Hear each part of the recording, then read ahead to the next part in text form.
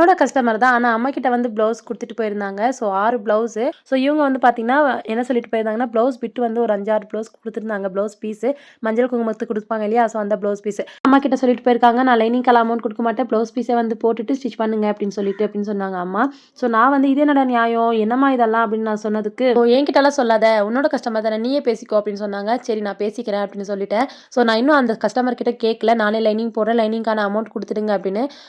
இருந்தாலும் அம்மா வந்து எல்லாமே கணக்கு பண்ணி சொல்லியிருக்காங்க. லைனிங் இல்லாம ப்ளவுஸ்க்கு வந்து எவ்வளோ ஆகும் அமௌண்ட் அப்படின்னு.